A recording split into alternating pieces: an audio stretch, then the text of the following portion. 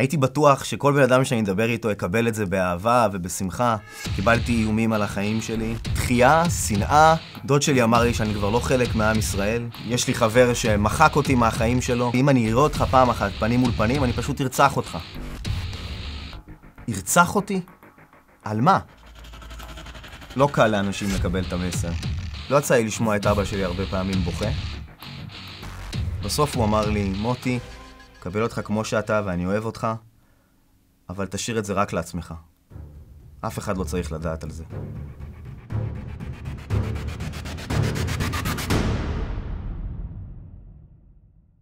הסיפור שלי התחיל כשטסתי לאמריקה. שזה היה חלום שלי להגיע למקום הזה.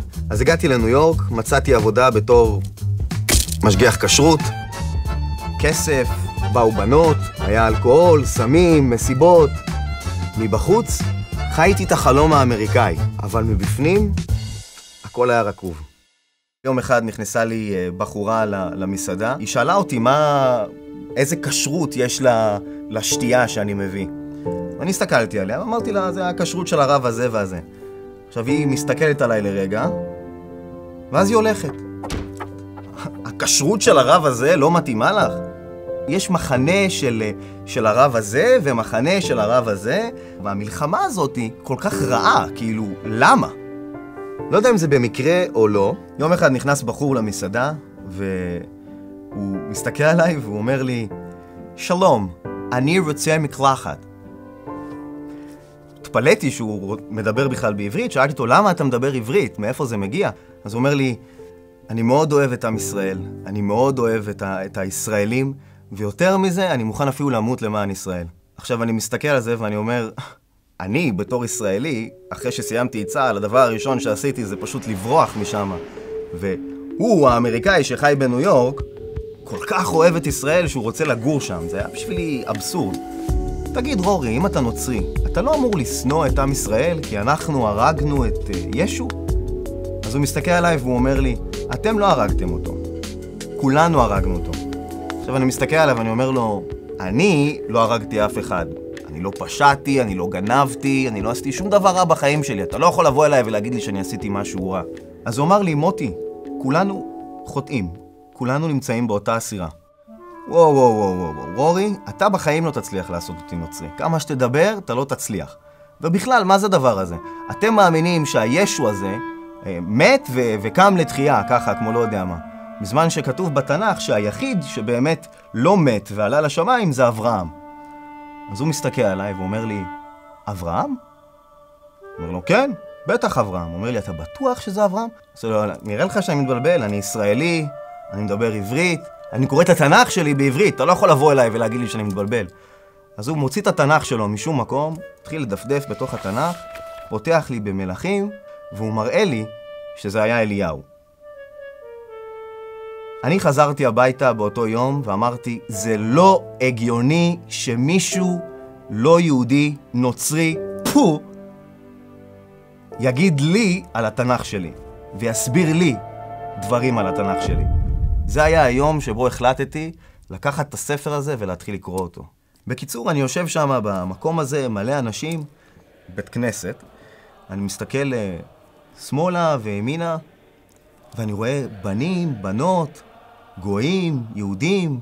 פתאום יוצא מישהו שאמור להיות הרב, מרים את הידיים למעלה, והוא אומר, ישוע, תברך אותנו.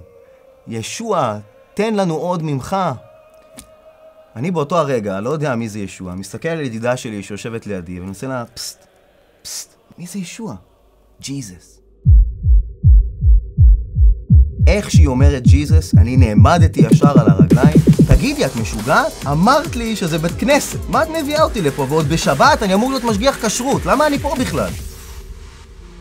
אז שמעתי שיש רב מאוד מפורסם בניו יורק, קוראים לו הרב פינטו. אמרתי, אוקיי, קראתי קצת את הנבואות בתנ"ך, מעניין אותי מאוד הנושא של הברית החדשה, אני אלך לשאול אותו מה קורה שם.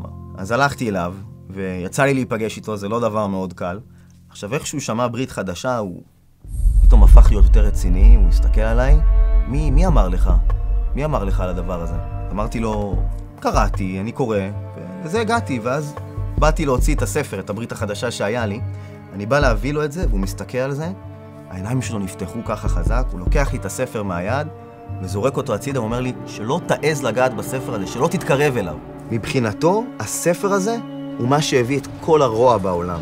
הוא זה שגרם לרצח של יהודים, לפוגרומים, לאינקוויזיציה, לשואה. עכשיו, אני באותו רגע אמרתי, אתה כל כך בטוח בעצמך בתור רב, מה אתה מפחד מספר? אמור להיות לך ביטחון במה שאתה מאמין בו. אבל את הברית החדשה המשכתי לקרוא, כי זה מאוד עניין אותי למה יש התנגדות כזאת. פתחתי את הספר, התחלתי לקרוא אותו, ומסופר על בן אדם יהודי, שהיה פה לפני 2000 שנה, מאוד אוהב את ארץ ישראל, אוהב את העם שלו. הוא פשוט מים חיים, הוא משהו שלא קראתי בשום ספר אחר. מהצד השני אנחנו רואים את הממסד הדתי, את הדתיים, מנסים כל פעם להיכנס בו, להראות לו שהוא טועה, וישוע מוכיח אותם באהבה, הוא נותן להם משהו שכנראה הם לא ראו לפני. חזרתי חזרה לארץ עם רצון עז לספר לאנשים על המתנה הזאת שקיבלתי, והייתי בטוח שאנשים יקבלו את זה באהבה. הרגשתי שאני לא יכול לשתוק, זה משהו שהיה פה והיה חייב לצאת החוצה. ורציתי להראות לאנשים אהבה, רציתי לתת להם את ההבנה הזאת של מי זה ישוע ומה הוא עשה בחיים שלי. אני מדבר בטלפון עם אמא שלי איזה יום, זה נשמע כאילו מישהו מת, כשהיא הבינה שאני מאמין בישוע. אבא שלי כנראה האזין בצד השני לשיחה, והוא התחיל לצעוק עליי. הוא אמר לי, מוטי, שטפו לך את המוח, התנצרת, והוא אמר לי, אני הולך להגיד עליך קדיש. אבא, אני הרבה זמן כבר משתמש בסמים, ואני אני שותה, אני לא מרגיש שאני חי. ומאז שהכרתי את ישוע, שמתי את הדברים האלה מאחוריי.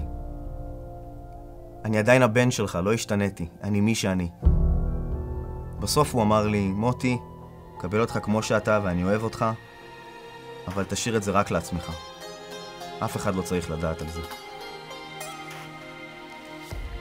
את מה שישוע עשה לי בחיים, אני לא יכול לתאר במילים. אבל אני גם לא יכול לשמור את זה בסוד. איך אני יכול לשמור כזה דבר בסוד? אני יודע שהרבה אנשים שונאים אותי ומקללים אותי, וימשיכו לשנוא ולקלל. אבל גם את ישוע שנאו ודחו. והוא עדיין הקריב את החיים שלו עבורם. שאם כל אחד יקריב מעצמו למען אחרים, אפילו קצת, העולם ייראה הרבה יותר טוב. אני מתוך זה רוצה שעוד אנשים יכירו בזה, שעוד אנשים יבינו עד כמה זה שינה לי את החיים ועד כמה זה יכול לשנות גם להם את החיים.